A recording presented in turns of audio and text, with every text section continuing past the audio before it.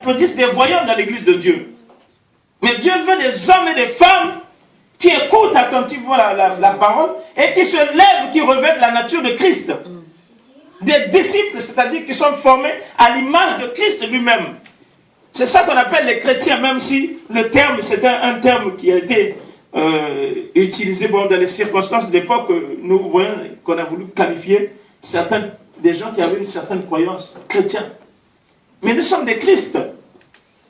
Un disciple, c'est un Christ. La prophétie est un esprit de vie. Un prophète de Dieu ne peut pas prêcher tout le temps la mort. Un prophète de Dieu ne peut pas prêcher l'enfer. Un prophète... Je ne comprends pas. Je ne comprends pas. On n'entend plus que ça. Des témoignages des sorciers repentis. Quand tu as mangé 40 personnes ou 100 personnes, c'est honteux de venir tous les jours, de passer d'église en église pour faire ton témoignage où tu as mangé des gens. C'est honteux. À un moment, tu fais le témoignage et tu arrêtes. Tu dis, je suis passé à autre chose. Les choses anciennes sont passées. Voici toutes choses sont devenues nouvelles. Mais lorsque vous voyez quelqu'un qui prophétise et qui en même temps passe d'église en église pour dire j'ai mangé un tel, ce n'est pas un prophète de Dieu. Il faut arrêter cette comédie. C'est honteux, ça fait mal. Tu as mangé des gens. Il y a des gens qui souffrent à cause de toi. Il y a des femmes qui ont perdu leur mari, qui travaillait, qui soutenaient la famille. On élevait des enfants jeunes, des enfants, des bébés, 3 ans, 4 ans. Elles ont été obligées d'aller travailler dur pour que leurs enfants mangent. Elles ont manqué à l'éducation de leurs enfants. Elles n'ont pas eu le temps d'éduquer leurs enfants. Et toi, tu te lèves un jour dans une église, tu dis, j'ai mangé son mari. Il faut arrêter. Il faut arrêter, ça fait très mal. Ça fait très mal.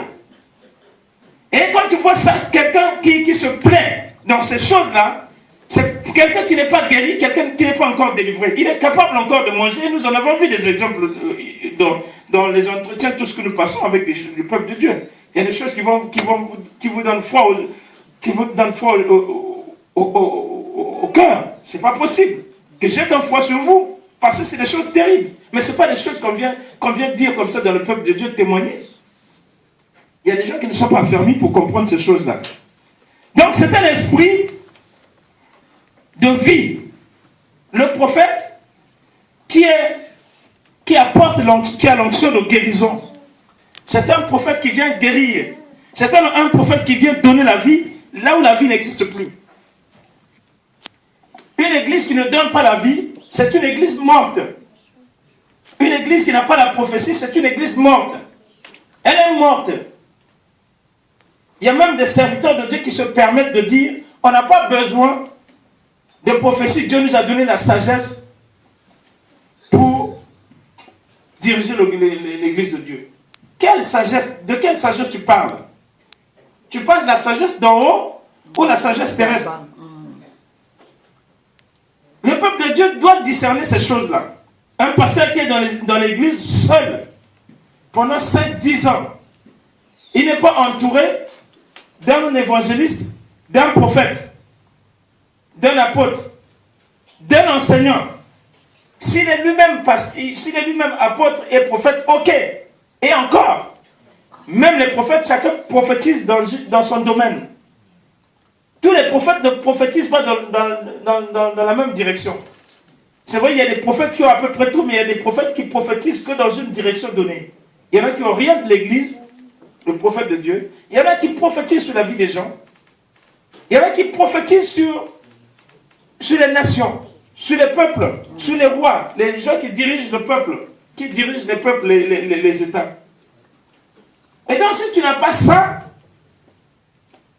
jeûne, prie et cherche la face de Dieu qui te montre des prophètes. Et encore qu'il y a des serviteurs de Dieu qui s'amusent à bloquer les ministères, qui bloquent les prophètes parce que, je vous l'ai dit, comme la prophétie, c'est le ministère que Dieu a établi en premier à l'origine, je parle chronologiquement, c'est le premier ministère à être apparu après la chute d'Adam et Ève. Satan, qui a perdu l'humanité en précipitant Adam et Ève dans le péché, ne veut pas voir les prophètes. Parce que les prophètes lui rappellent des mauvais souvenirs Parce que le prophète, c'est le canal par lequel Dieu garde le contact avec le monde. Par conséquent, le prophète, écoutez bien, prophète, prophétesse, le prophète doit être saint comme son maître est saint. Si tu n'es pas saint, si tu as manqué au devoir de sainteté, de sanctification, sache que tu deviens rebelle à Dieu et tu deviens l'instrument de l'ennemi. Et c'est automatique. Nous avons vu avec les prophètes de Baal qui entouraient le roi Akab. Ces prophètes étaient des prophètes de Dieu, notamment Sédécias. Et ces prophètes prophétisaient toujours le bien au roi. Et ils ont perdu la lucidité, ils ont perdu l'esprit de Dieu. Et un esprit de mensonge est entré en eux. Et Dieu les a égarés, Dieu les a endurcis. Et une fois endurcis, ils ne pouvaient plus revenir de leurs mauvaises œuvres. Leurs fruits étaient mauvais. C'est un esprit d'affermissement, la prophétie. La prophétie est donnée pour affermir le peuple. Dieu ne veut pas que nous soyons des enfants. Or, l'Église est faite d'enfants. L'Église est faite d'enfants. De l'apôtre au dernier venu à l'Église, ce sont des enfants. Et la parole de Dieu recèle tellement de richesses et nous sommes incapables de trouver même 10% de la révélation biblique. C'est honteux. Et à cause de ça, nous sommes précipités dans la mort. Je dis bien nous sommes précipités dans la mort, car sans la connaissance, l'Église est morte. Il y a quelques personnes qui sont sur le point de mourir, mais l'Église se meurt parce que l'Église n'a pas la révélation, parce que l'Église n'a pas compris que la parole est notre trésor et que chaque jour nous devons la méditer pour savoir, pour avoir la révélation que Dieu veut nous donner. Même le prophète, je l'ai dit tout à l'heure, le prophète doit s'enraciner profondément dans la parole s'il veut continuer à être un vrai prophète de Dieu. Toi, tu peux avoir reçu ton onction, avoir reçu l'onction prophétique. Je peux même t'avoir consacré prophète, mais si tu ne t'enracines pas dans la parole, pour moi, tu es un faux prophète. Il faut que nous grandissions. C'est un esprit de dispensation de la foi et des grâces. Un prophète dispense la foi. Un prophète communique la foi. La foi est communicative. La foi, c'est un don qu'on transmet par la prière et par l'imposition des mains. Si tu n'as pas la foi, tu ne peux aller nulle part. Tu ne peux pas faire des grandes œuvres. Tu ne peux rien faire. Et le prophète doit communiquer ces choses-là. Mais s'il faut prophétiser sur les morts, comment vous voulez dans une église? Un prophète vient dans l'église, commence à prophétiser, oui, ta grand-mère est morte de telle maladie, elle est enterrée à tel endroit. Il faut arrêter ça. Il faut arrêter ça. Ce n'est pas de la prophétie, c'est de la divination. C'est de la divination. Comment ils peuvent passer leur temps à prophétiser sur les tombes, les morts? Elle est morte il y a longtemps, il faut arrêter. Si Dieu peut dire une chose pareille, mais Dieu n'a que faire si ta grand-mère est morte du sida. Si Dieu dit que ta grand-mère est morte du sida, c'est parce que Dieu veut te montrer le lien qui existe. Il y a un lien qui existe dans ta vie, le lien du sida est là dans ta vie. C'est pour ça. Mais si Dieu te dit ta grand-mère est morte du sida, comme ça n'a aucun sens. Dieu n'a pas besoin de dire ça. Dieu veut te révéler un lien. Vous avez un lien, vous mourrez tous jeunes. Par exemple, Dieu veut te révéler que je dois briser ce lien-là. Mais que m'importe qu'on me dise ma grand-mère est décédée à 25 ans. Vous vous rendez compte? Si j'ai 50 ans, 70 ans, 90 ans, si on me dit que ma grand-mère est morte à 25 ans, ça change quoi dans ma vie? Ça ne change rien. Donc une prophétie qui n'édifie pas. C'est ça que le peuple de Dieu aime. Et c'est pareil à l'époque d'Abel. Une fois que Satan a tué Abel, alors Satan a eu le loisir de détruire toutes les générations qui ont suivi. Parce que les gens ne trouvaient plus d'intérêt à chercher Dieu. Ils ont perdu la lumière. L'homme qui donnait des sacrifices à Dieu, qui offrait des sacrifices à Dieu, a été éliminé par son propre frère en qui Satan est entré. Et le faux prophète, c'est comme cet homme-là, créé par Dieu pour une mission, mais qui a échoué et qui a développé la jalousie. Et la jalousie, c'est l'esprit de Satan qui est en toi et qui te fait tuer tout ce qui est beau aux yeux de l'Éternel, tout ce qui est agréable à Dieu. Pour que les modèles disparaissent et l'Église est morte faute de modèles. Il n'y a plus de modèles. Tout le monde est devenu pareil. Comme on cite les mêmes versets.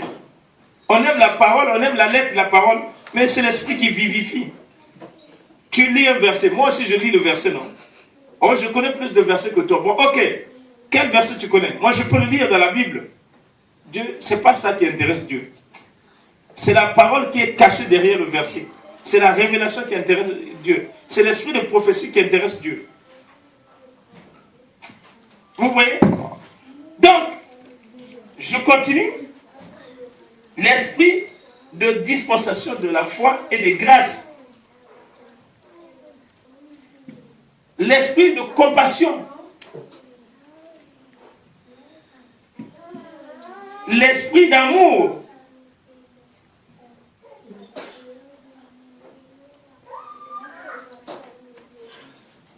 Pourquoi nous n'arrivons donc pas à distinguer le vrai prophète du faux prophète? Observez bien à partir de ce que j'ai dit. Le faux prophète est un prophète immature. N'a pas la maturité spirituelle. Ils peuvent avoir avoir la même onction, la piété, faire semblant, faire croire aux gens qu'ils prient tous Dieu, qu'ils prient Dieu, et qui marchent correctement avec le Seigneur. Ils peuvent faire des miracles, ils peuvent même donner tous deux des prophéties précises. Et j'ajoute quelque chose pour que le peuple de Dieu soit édifié. Pourquoi la prophétie est vacillante? C'est parce que ceux qui prophétisent ne sont pas affermis. Ceux qui prophétisent ne sont pas affermis. Le jour où tu seras affermi, le jour où tu vas faire la part entre les choses sacrées et les choses viles, un jour où tu vas séparer ce qui est sacré de ce qui est vil, parce que le jour où tu vas mûrir, le jour où tu deviendras adulte selon le Seigneur, ce jour-là, tes prophéties seront précises. C'est ce que j'ai compris. Nous avons encore la part d'enfant en nous, qui fait que les mystères de Dieu nous sont cachés, nous sont encore cachés. La part de l'enfant. L'enfant qui est encore nourri au lait. L'enfant qui n'a pas compris qu'il doit creuser dans la parole. L'enfant qui n'a pas compris qu'il doit devenir ce que Dieu veut qu'il devienne. C'est ça le vrai problème. Un prophète de Dieu accompli ne prophétisera pas la fausseté. Prenons le cas de Samuel. Samuel, c'est un prophète qui, depuis son enfance, ne laissait pas tomber à terre une parole d'Éternel. Ça veut dire quoi? Et nous sommes aujourd'hui incapables de faire ça. L'Éternel parle tellement que nous ne pouvons même pas retenir le quart de ce qu'il dit.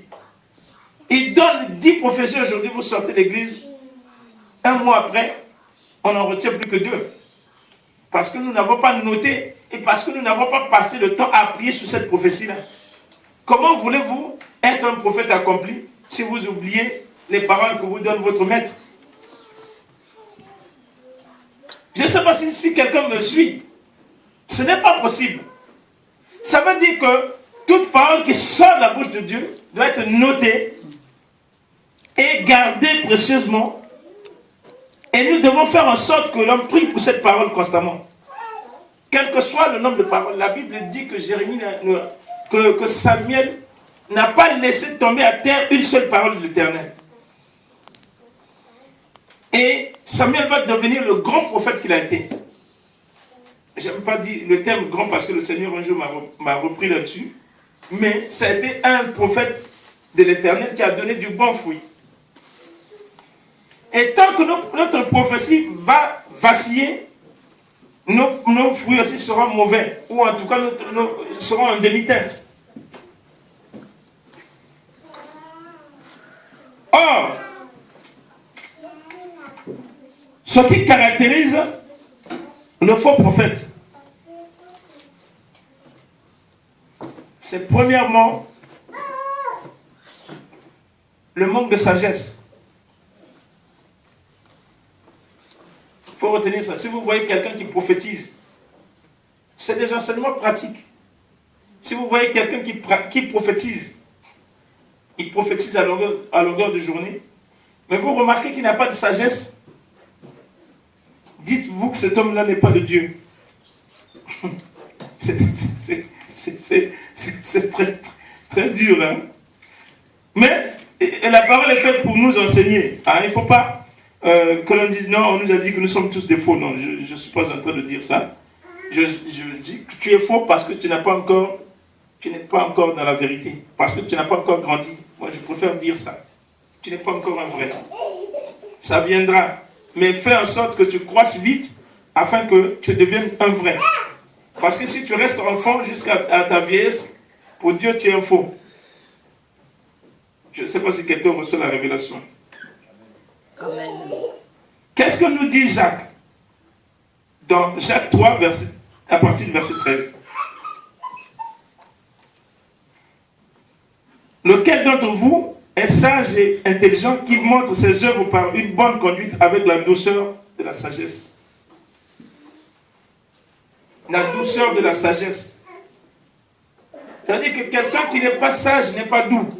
Observez bien, observez nos comportements, notre violence. Et il dit quelque part, l'apôtre Jacques, du reste, dit non, ce sont les passions qui nous animent. Toutes ces passions qui animent nos membres là, qui nous font passer pour des guerriers. Ce sont des signes que nous ne sommes pas encore sages. Et tant que nous ne sommes pas sages, Dieu ne peut pas se révéler à nous. Parce que la sagesse, c'est la présence de Dieu en nous. Et tous les hommes ont prié pour être sages. Mais priez d'abord pour grandir. Au lieu de prier pour être sage. La sagesse ne vient pas parce que nous ne grandissons pas. Mais si vous avez dans votre cœur un zèle amer et un esprit de dispute, ne vous glorifiez pas et ne montez pas contre la vérité. Cette sagesse n'est point celle qui vient d'en haut, mais elle est terrestre, charnelle, diabolique. Les premiers apôtres ne passaient pas par 4 chemins. Si toi tu prophétises à l'église que tu es dans les disputes, tu as des choses du monde, tu n'es pas prophète de Dieu. Tu es encore un enfant, et donc tu n'es pas prophète. L'onction est là, mais l'onction tu n'as pas fructifié, et l'Esprit de Dieu est là, l'Esprit de Dieu ne t'a pas fait grandir, tu n'as pas utilisé pour grandir. Tu es encore un bébé, tu es encore un faux. Parce que ta sagesse n'est pas de Dieu. Et la Bible dit même que ces gens courent après la sagesse et la connaissance, ils ne peuvent pas parvenir à la connaissance parce que ce sont des faux ministres. Et quelqu'un qui est dans la fausseté ne recevra jamais la révélation. Jamais, jamais. Dieu ne peut pas se révéler à quelqu'un qui est faux. Dieu ne peut pas se révéler à quelqu'un qui passe son temps à calomnier. Dieu ne peut pas se révéler à une telle personne. C'est impossible. Impossible. Je dis bien impossible. Dieu ne peut pas se révéler à quelqu'un qui est dans les disputes. C'est impossible. Il faut que nous apprenions ces choses pour nous-mêmes aussi, pour nos foyers. Par exemple, un mariage où chaque jour on se dispute, on se dispute. Dieu est un Dieu de paix. Dieu aime la douceur, Dieu aime la paix. Mais si ton mariage est un mariage de dispute, sache que Dieu n'est pas là. Dieu n'est pas dedans. Et les malheurs vous frappent. Et des divorces tous les jours parce que Dieu n'est pas dedans. Parce que vous n'êtes pas mûr, parce que vous n'avez pas la maturité. Donc, retenez bien, lorsque quelqu'un prophétise à longueur de journée et qu'il est dans les disputes, qu'il n'a pas de douceur, c'est un faux prophète. Vous verrez d'ailleurs que sa prophétie a parfois du mal à s'accomplir. Ne s'accomplira pas. Nous devons chercher à grandir pour que les dons de Dieu s'expriment avec puissance et efficacité en nous. Mais tant que nous ne grandissons pas, ces dons ne seront pas parfaits en nous. Ce que nous cherchons, c'est la perfection. Si nous sommes parfaits, les dons en nous seront parfaits.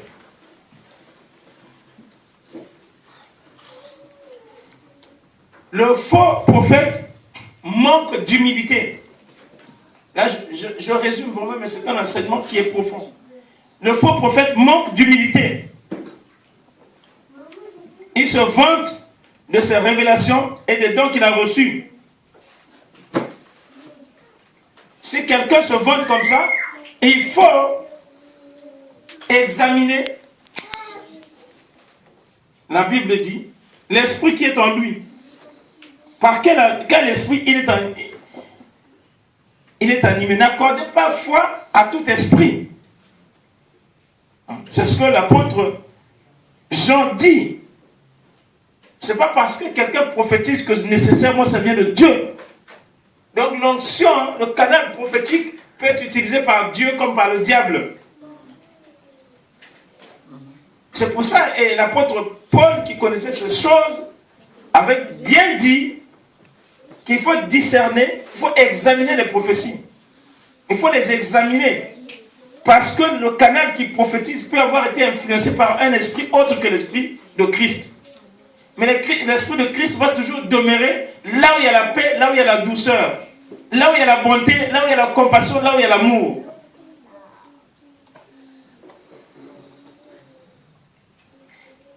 Si vous voyez quelqu'un qui vit dans l'iniquité, vous voyez bien sa vie, bien sûr, c'est parfois une vie dissimulée, mais le témoignage de Dieu ou le témoignage du voisinage peut nous donner des indications sur une personne qui vit dans l'iniquité et qui cache son jeu. Il cache le jeu pour qu'on ne le voit pas, pour qu'il passe pour être, il passe pour un bon serviteur de Dieu, pour un prophète de Dieu. Mais quelqu'un qui vit dans l'iniquité n'est pas un prophète de Dieu. Il n'est pas un prophète de Dieu. Il peut de temps en temps vous prophétiser des choses vraies. Parce que l'onction est là. Le canal est là. Mais il n'est pas prophète de Dieu. Car Dieu ne peut pas se complaire dans l'iniquité. Dieu ne peut pas utiliser sa bouche pour communiquer la parole de Dieu. Ce n'est pas possible. De temps en temps, ça marche. C'est comme le loto. De temps en temps, c'est vrai. Mais il n'est pas prophète de Dieu. Ce n'est pas parce qu'il prophétise des choses sur vous qu'il est prophète de Dieu. Parce que sa vie ne témoigne pas. C'est biblique, c'est dur, mais c'est biblique. Ce que je vous dis est dans la Bible. Celui qui vit dans l'iniquité, celui qui souille l'autel de Dieu. Il y a plusieurs manières de souiller l'autel. Vous voyez un prophète qui arrive ici, et ce que nous voyons dans la plupart des églises. Il faut que le groupe de louanges, il faut qu'il y ait 15-20 personnes dans le groupe de louanges. Même on prend des musulmans, on prend des prostituées, on prend tout dans le groupe de louanges. Ces gens, on ne connaît pas leur vie. Une femme veut faire un enfant avec le mari de quelqu'un. Nous avons déjà vu ça dans l'église. Ou alors elle doit faire un enfant sans mari. Mais elle dirige la louange. Ce sont des faux ministres de Dieu qui n'ont aucun égard pour l'autel de Dieu. Ça ne doit pas se passer. Et quand vous voyez leur vie, ils sont dans l'alcool. Quelqu'un qui n'est pas prêt à servir Dieu ne peut pas monter à l'autel. Ça peut arriver parce que vous ne connaissez pas sa vie, il a dissimulé des choses. Mais à un moment ou un autre, Dieu finit par révéler sa vraie nature. Dieu finit par vous révéler qui est cette personne-là. Mais un serviteur de Dieu qui, en toute connaissance de cause, prend des prostituées, des insensés, qui interpellent les serviteurs de Dieu, qui toisent les serviteurs de Dieu, et va les mettre ici pour chanter pour Dieu, et vous vous étonnez que l'église ne marche pas.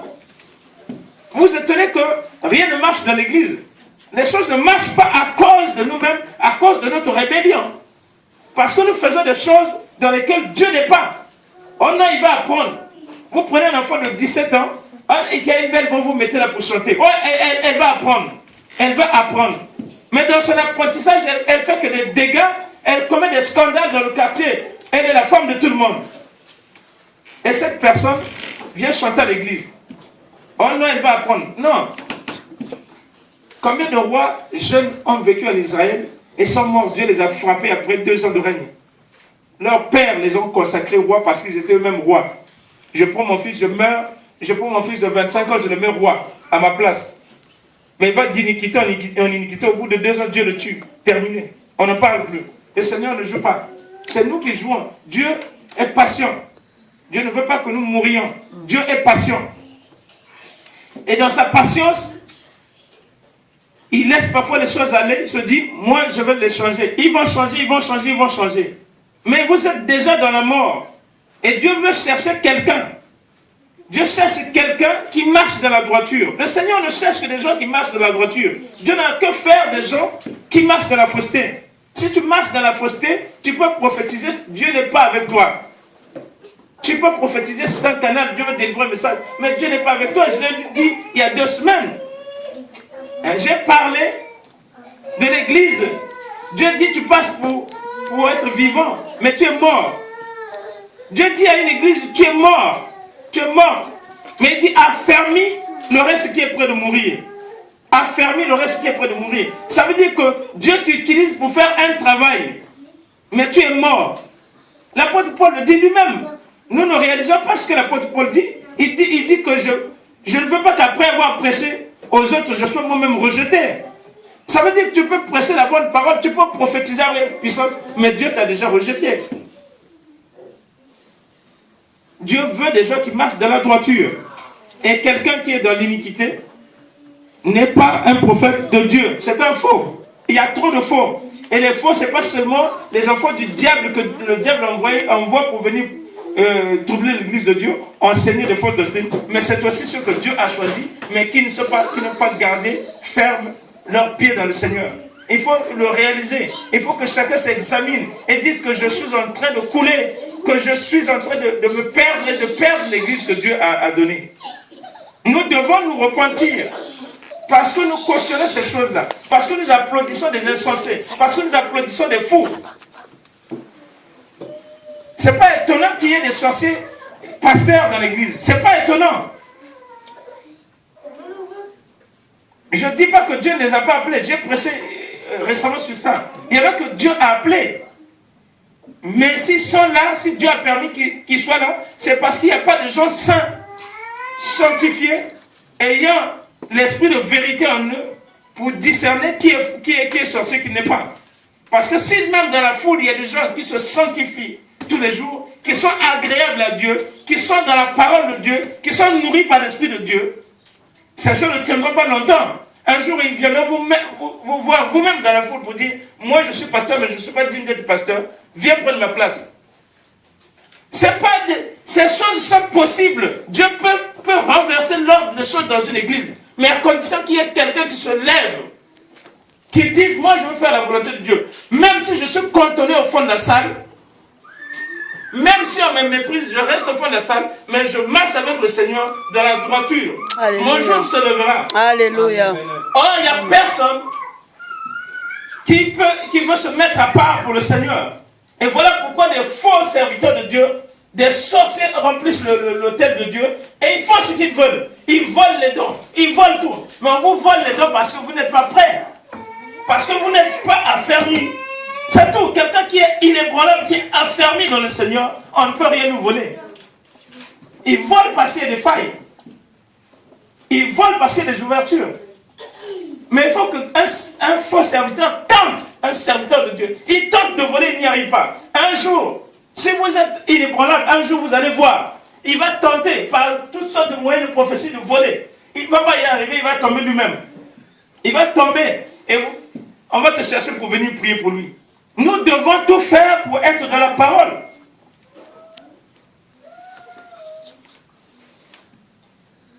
Et pour ajouter, pas seulement la souillure d'autel, un faux prophète, c'est celui qui a introduit sournoisement des sectes pernicieuses, des doctrines, des fausses doctrines de l'Église. Comme le peuple de Dieu n'a pas la connaissance, le peuple de Dieu applaudit tout. Non! Il faut arrêter avec l'infantilisation de l'église de Dieu. Quand vous êtes dans une église où on applaudit des bêtises, ce n'est plus une église de Dieu. Ces gens sont conduits par un esprit d'esclavage. Le peuple de Dieu doit discerner, j'applaudis quoi. Un jour, j'étais dans une église, il y a un serviteur de Dieu très connu, qui a fait même des grands miracles, qui fait des grandes choses. Moi, je ne prenais pas note. Mais tu ne juges pas quelqu'un parce que tu le vois dans une salle. On ne t'a pas dit qu'à l'église, il n'y a que des imbéciles. Hein? Il y a des gens, il y a des savants, il y a des gens instruits. Tu peux prêcher pendant 2 heures, il retient tout. Tout ce que tu dis, tout. Il relève même instantanément les contradictions qui sortent de ta bouche. On n'a pas dit qu'il n'y a que des imbéciles à l'église. Hein? Et donc, lui, presque, il veut que il me regarde, il veut que je prenne des notes. Mais franchement, je ne suis pas obligé de prendre des notes, mais j'entends ce que tu dis. Vous voyez, on veut des gens qui sont en train d'applaudir. Amen, amen. Oh oui. Il dit même quelque chose qui lie votre vie. Amen. Non, il faut arrêter. Il faut des gens mûrs qui demeurent dans la parole. Et vous allez voir, ces gens vont s'humilier eux-mêmes. Un serviteur de Dieu, un faux prophète, il manque d'humilité. Il va souvent se vanter de ses révélations, des dons surnaturels qu'il a et que les autres n'ont pas. Tu te vantes de quoi? Ça ne t'appartient pas. Si tu te vantes, c'est que tu manques d'humilité. Vous reconnaîtrez à leurs fruits. Vous les reconnaîtrez à leurs fruits. Et un serviteur de Dieu, un vrai prophète de Dieu qui vit dans la sanctification, doit avoir l'attestation de Dieu. Dieu doit dire, Dieu dira à ses serviteurs, celui-ci est mon serviteur bien-aimé. Nous n'attendons pas souvent la révélation de Dieu. On applaudit parce que nous voyons des grandes choses se faire. Il doit dire, Dieu doit dire à ses ouins, celui-ci est mon serviteur en qui j'ai mis mon affection. Dieu a attesté, accordé l'attestation à des gens comme Noé, comme Jérémie, comme Daniel, comme Job. Parce que ces gens marchaient fidèlement dans les voies de Dieu. Parce que ces gens n'ont pas varié, ils ont marché malgré les épreuves, malgré les maladies. Dieu peut même infliger une maladie à un serviteur de Dieu. Les gens vont se moquer de toi, mais la maladie vient de l'Éternel parce que Dieu veut se glorifier. Et ça arrive souvent, plus souvent qu'on ne le pense. Que le peuple de Dieu ne soit pas des enfants, ne soit pas un peuple d'enfants qui applaudissent tout. Mais Dieu veut des disciples affermis, des gens qui se lèvent. Vous voyez, quand vous êtes dans une église, ils disent, moi je suis leader, je suis leader, je suis leader. Mais tu ne peux être leader. Un vrai leader, c'est quelqu'un qui craint Dieu, qui a la crainte de Dieu. On vient dans ton église, on voit des femmes qui pressent les cheveux jusqu'au dos. Des gens qui chantent, qui n'ont même pas de voile. Parfois avec des talons qui feraient tomber même... Je ne comprends pas. Et tu dis que tu es un leader. Tu n'es pas un leader. Tu n'es pas un leader. Pour Dieu, tu n'es rien du tout. Dieu veut des gens qui soient vraiment affermis, des gens costauds, spirituellement costauds, mais des gens humbles.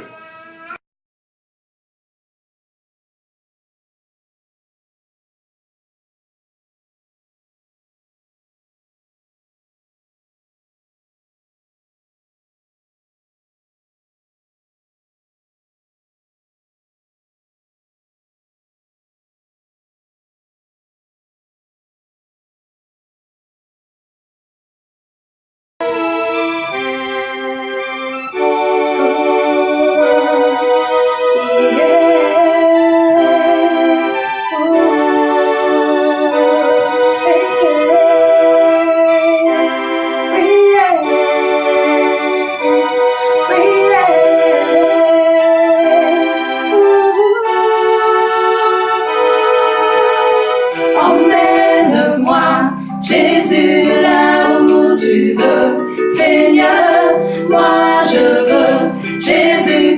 emmène-moi.